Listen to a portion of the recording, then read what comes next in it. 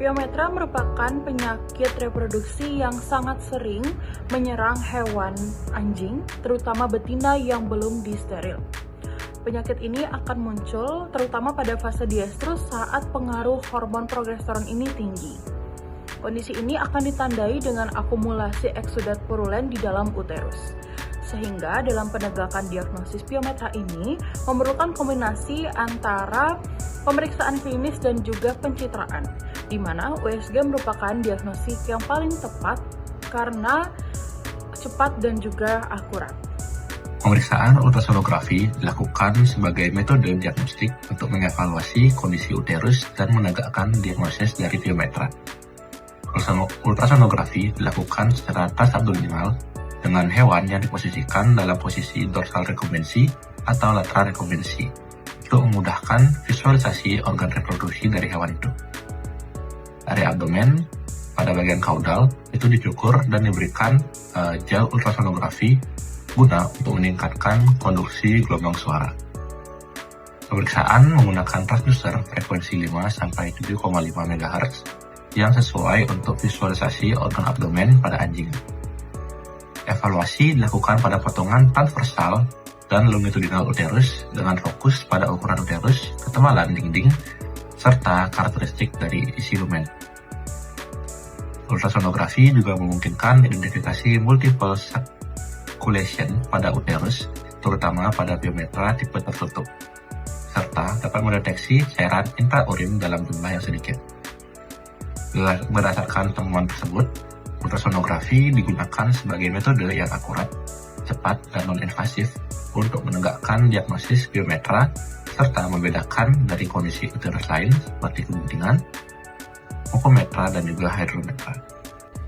Berdasarkan hasil ultrasonografi, pada gambar 1 terlihat adanya kistik endometrial hiperplasia yang ditandai dengan pembesaran kistik pada endometrium. Kondisi ini merupakan tahap awal yang sering mendahului terjadinya Pyometra. Pada gambar 2, uterus tampak mengalami penebalan dinding disertai akumulasi cairan di dalam lumen yang menunjukkan adanya proses inflamasi. Selanjutnya, pada gambar 3, terlihat corrugation atau permukaan dinding uterus yang tidak rata dengan isi lumen bersifat anekoik hingga hipoekoik, menandakan kondisi Pyometra yang lebih lanjut. Sedangkan pada gambar 4, uterus tampak terisi pus dengan gambaran anekoik hingga hipoekoik, serta batas dinding uterus yang terlihat jelas akibat acoustic enhancement yang merupakan ciri khas Pyometra stadium lanjut. Baik, selanjutnya yaitu pada bagian diskusi pertama, yaitu mengenai hubungan patogenesis Pyometra dengan gambaran USG.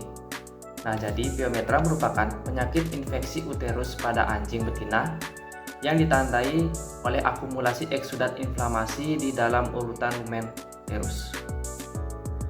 Proses patogenesis ini berkaitan erat dengan perubahan struktural uterus berupa pembesaran dan distensi, penebalan dinding uterus, serta akumulasi cairan dalam intrauterin.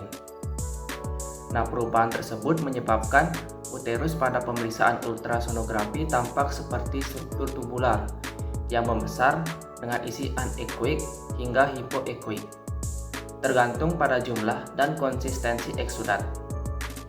Ultrasonografi mampu mendeteksi cairan intrauterin bahkan dalam jumlah kecil sehingga efektif sebagai metode diagnosis dalam Pyometra.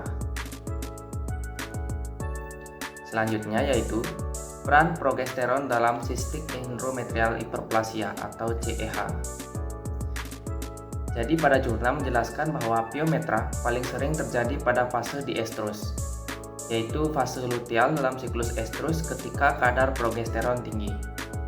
Nah, peran progesteron dalam patogenesis Pyometra meliputi yang pertama yaitu menyebabkan uterus menjadi progesteron sensitif. Yang kedua yaitu merangsang hiperplasia endometrium. 3. Menurunkan kontraktilitas myometrium. Keempat, menekan respon imun lokal uterus. Nah, kondisi ini memicu terjadinya cystic endometrial hyperplasia atau CEH yang merupakan tahap pendahulu Pyometra. Dan yang terakhir yaitu mengenai alasan munculnya cairan anekoik dan hipoekoik pada USG. Jadi cairan anekoik hingga hipoekoik pada USG mencerminkan proses patologi Pyometra. di mana cairan anekoik menunjukkan akumulasi cairan dengan kandungan sel rendah, sedangkan pada cairan hipoekoik menandakan eksudat inflamasi yang lebih kental berisi nanah, sel radang, dan debris jaringan. Akumulasi cairan intrauterin terjadi akibat pengaruh progesteron dan infeksi bakteri, meliputi peningkatan sekresi endometrium, respon inflamasi, serta penurunan kontraksi miometrium. Baik, dapat dilihat implikasi klinis dari penyakit piometra ini, yaitu pertama yakni adalah sepsis di seluruh tubuh hewan, kemudian dapat ditemukan ruptur uterus, dan yang terakhir adanya disfungsi organ yang dihasilkan dari piometra ini. Karena tentunya dari piometra ini akan terjadi sepsis yang akan mempengaruhi kepada kerja organ terdekatnya eksos dan ginjal, yang di sana karena adanya toksin yang dihasilkan dari sepsis tersebut. Kemudian untuk prognosis dari piometra dengan penanganan yang tepat, yaitu tindakan pembedahan ovariohisterektomi, maka prognosis yang dapat dihasilkan ialah Fausta. Selama seluruh gejala dikenali dengan cepat dan segera dilakukan tindakan, maka piometra ini akan berakhir dengan prognosis yang baik. Kemudian dilakukan sterilisasi untuk mencegah hal ini terjadi menjadi tindakan preventif yang terbaik kepada seluruh hewan betina, terutamanya anjing. Kesimpulannya adalah piometra merupakan penyakit yang menyerang organ reproduksi, terkhususnya kepada anjing betina yang belum disteril. Apabila terlambat melakukan diagnostik, akan memperlambat dan memperburuk prognosis dan meningkatkan resiko komplikasi organ vital, terkhususnya ginjal. USG terbukti menjadi alat diagnostik yang efektif dalam evaluasi kualitatif dan juga kuantitatif, di mana gambaran khas berupa uterus yang membesar, distensi lumen, serta isi uterus yang tanpa anekoik hingga hipokoik memudahkan dalam mengidentifikasi penyakit.